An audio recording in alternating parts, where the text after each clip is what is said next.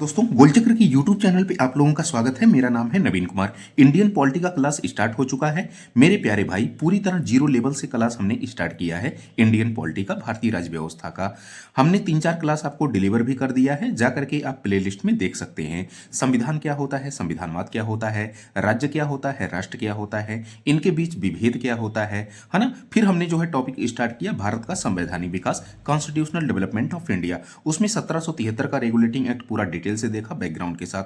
1781 का जो act of settlement है उसको भी देखा। 1786 का अधिनियम हो गया है, 1793 का अधिनियम हो गया है, 1813 का चार्टर एक्ट हो गया है। आज बारी है बड़े इंपॉर्टेंट टॉपिक की, 1833 का चार्टर एक्ट की। बेहद इंपॉर्टेंट चार्टर एक्ट है, यहां से क्वेश्चन 100% पूछना ही पूछना है।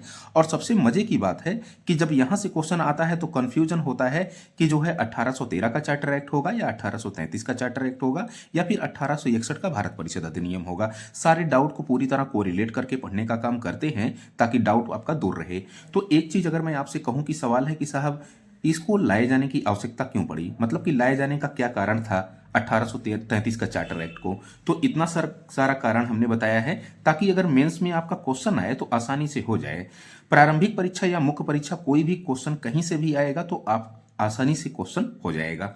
तो पहला वाला यहाँ पे कारण अगर हम जाने कि क्यों लाया जा रहा है, तो ईस्ट इंडिया कंपनी के पूर्ण रूप से व्यापारिक एकाधिकार को समाप्त करने की जो मांग हो रही है, इस कारण इसको लाया गया। ठीक है ना। जैसे हमने बताया था कि साहब ईस्ट इंडिया कंपनी का जो व्यापारिक एकाधिकार है उसको अंशतः समाप्त कर दिया गया 1813 का चार्टर एक्ट के तहत। क्यों अंशतः समाप्त किया गया? क्योंकि चीन और चाय के साथ व्यापारिक एकाधिकार उसका बना रहा। ठीक है, इसलिए अब यहां पर पूर्ण एकाधिकार समाप्त करने की बात हो रही है, मतलब कि जो व्यापारिक एकाधिकार है पूर्ण रूप से समाप्त कर दीजिए। चीन और चाय के साथ जो व्यापारिक अधिकार उसको मिला भी है उसको भी समाप्त कर दिया जाए। तो इसलिए लाए जाने की जरूरत पड़ी। विधि निर्माण की आवश्यकता महसूस हो रही थी, राजनीतिक तथा प्रशासनिक केंद्रीकरण की जो है आवश्यकता महसूस हो रही थी, सामाजिक सुधारों की आवश्यकता महसूस हो रही थी, अवसर की समानता को जो है स्थापित करना था और भारतीय विद्रोहों को जो है दबाया जाना था, मतलब कि उनको शांत किया जाना था। तो इतने सारे फैक्टर हैं जिसके लिए जो है 1833 का जो चार्टर एक्ट है उसको लाया गया।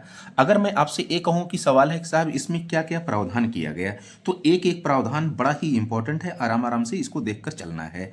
पहला वाला इसमें जो प्रावधान है कह रहा है कि बंगाल का गवर्नर जनरल अब पूरे भारत का गवर्नर जनरल बना दिया गया। हमने 1773 के रेगुलेटिंग एक्ट में बताया था कि ये जो बंगाल का गवर्नर था इसको गवर्नर जनरल ऑफ बंगाल नाम दिया गया। तो वारेन हेस्टिंग जो था वो पहला गवर्नर जनरल ऑफ बंगाल था। ठीक है ना। तो यही कहा गया कि अब जो बंगाल का गवर्नर जनरल होगा उसको पूरे भारत का गवर्नर जनरल बना दिया जाएगा। तो वही लाइन देखिए कि बंगाल का गवर्नर जनरल अब पूरे भारत का गवर्नर जनरल बना दिया गया। इस प्रकार भारत का पहला governor general Lord William Bentinck बना। तो ये काफी इंपॉर्टेंट है।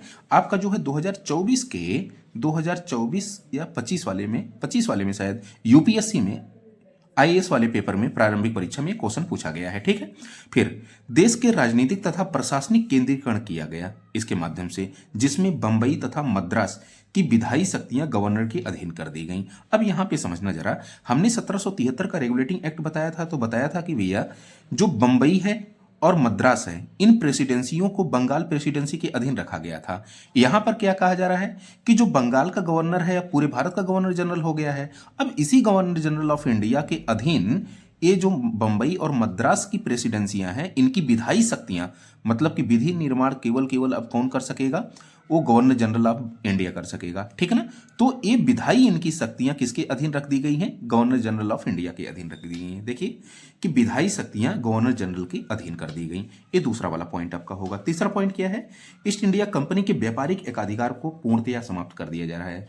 मतलब कि 1813 का जो चार्टर एक्ट था उसमें जो शब्द अंशतः लगा हुआ था अब इसको किसमें चेंज कर दिया गया है? पूर्णतया में चेंज कर दिया गया है। मतलब कि चीन और चाय में जो व्यापारिक एकाधिकार बना हुआ था ईस्ट इंडिया कंपनी का उसको भी समाप्त कर दिया जाता है। तो ये आपका तीसरा पॉइंट हो गया। आते हैं नेक्स्ट जरा देखना, कुछ और प्रावधानों को लेकर के चर्चा करते हैं।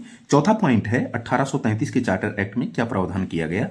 लॉर्ड मैकाले की अध्यक्षता में एक विधि आयोग का गठन किया जाता है। मोस्ट इंपॉर्टेंट है, इसको आप राइट डाउन करिएगा कि जो विधि आयोग है ये क्या काम कर रही है, विधि के संहिताकरण का काम कर रही है, ठीक है ना, विधि निर्माण का काम कर रही है। तो ये मोस्ट इंपॉर्टेंट है।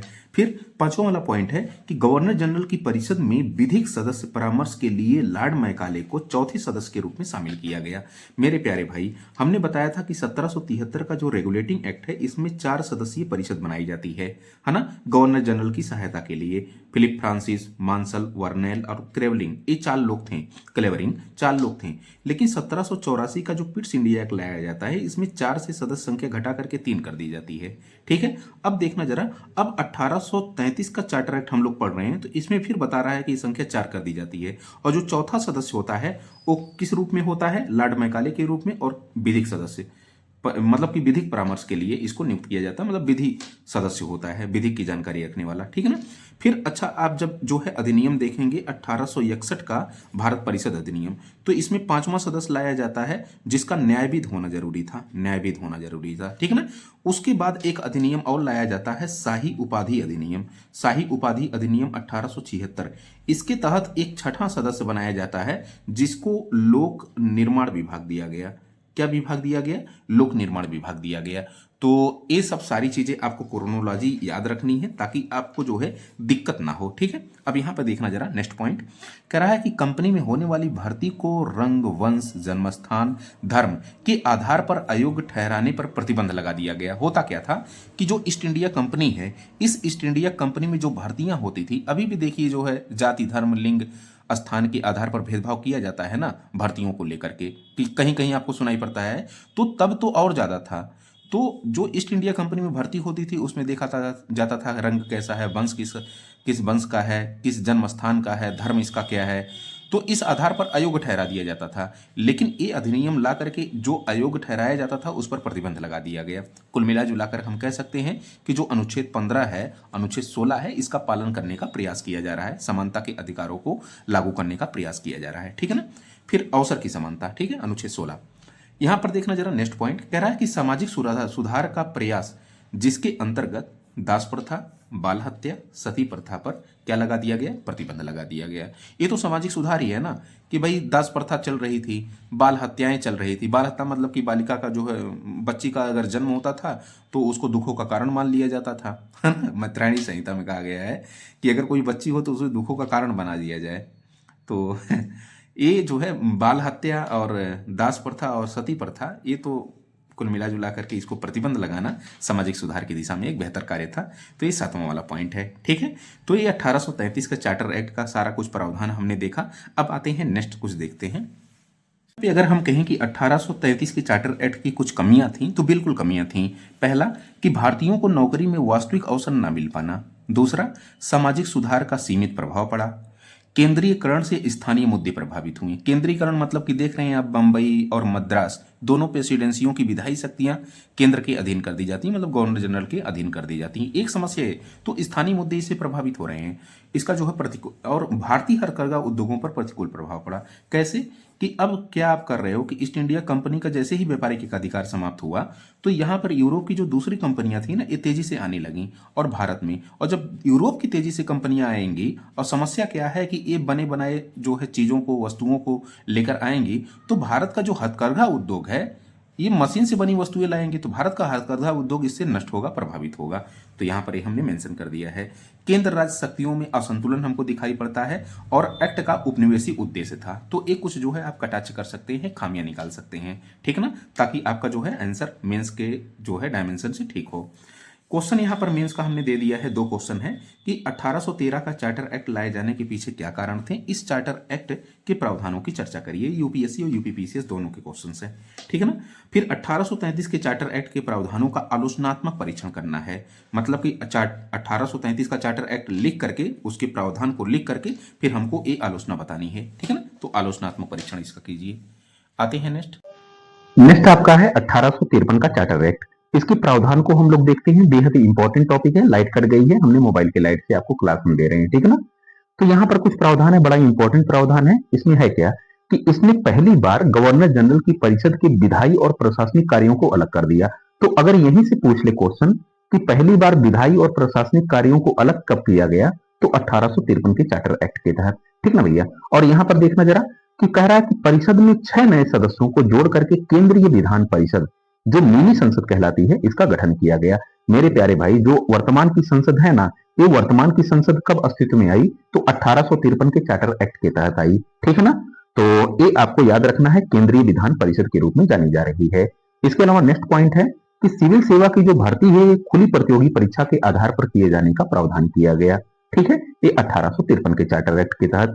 लेकिन अगर क्वेश्चन पूछे कि 1919 का अधिनियम एक लाया गया था, आगे चल के पढ़ाऊंगा, तो यहाँ पर क्या है कि जो आईसीएस की परीक्षा है, आईसीएस की परीक्षा है, इसका प्रावधान किया गया कि ये भारत में आयोजित की जाएगी। ठीक है ना। और इसके अलावा केंद्रीय लोक सेवा आयोग का गठन इसी 1919 के अधिनियम के तहत किया गया। बाद में ली आयोग 1926 में आता है, वो ही सिफारिश करता है तो किया जाता है। तो ये खुली प्रतियोगी परीक्षा का जो है प्रावधान यहाँ पे किया गया 1853। फिर क्या है कि प्रथम बार केंद्रीय विधान परिषद में स्थानीय प्रतिनिधित्व प्रदान किया गया और कहा गया कि ये जो 6 नए सदस्य हैं, ये वाले कि 6 नए सदस्यों का जो चुनाव होगा, ये चार, इनमें से 4 का जो चुनाव है ये बंगाल, बंबई, मद्रास और आगरा की प्रांतीय सरकारों द्वारा किया जाना है। ठीक है ना। तो स्थानीय प्रतिनिधित्व यहाँ पे प्रदान करने की कोशिश की जा रही है। तो ये 1853 का आपका चार्टर एक्ट हुआ। तो 3 पॉइंट इसमें, एक केंद्रीय विधान परिषद, खुली प्रतियोगी परीक्षा, और इसमें क्या है कि पहली बार स्थानीय प्रतिनिधित्व प्रदान किया गया, मतलब कि 6 नए सदस्यों में से 4 का जो चुनाव हो रहा है वो बंगाल, बंबई, मद्रास और आगरा की प्रांतीय सरकारों द्वारा किया जा रहा है। तो आज के लिए फिलहाल इतना ही करते हैं। कल मिलते हैं बड़ी इंपॉर्टेंट टॉपिक के साथ, 1858 का भारत शासन अधिनियम। इसको भारतीयों के अधिकारों का मैग्ना कार्टा कहा जाता है। तो मिलते हैं कल और डिस्कशन काफी ठीक ठाक करते हैं। तो आज के लिए फिलहाल इतना ही। Thank you so much.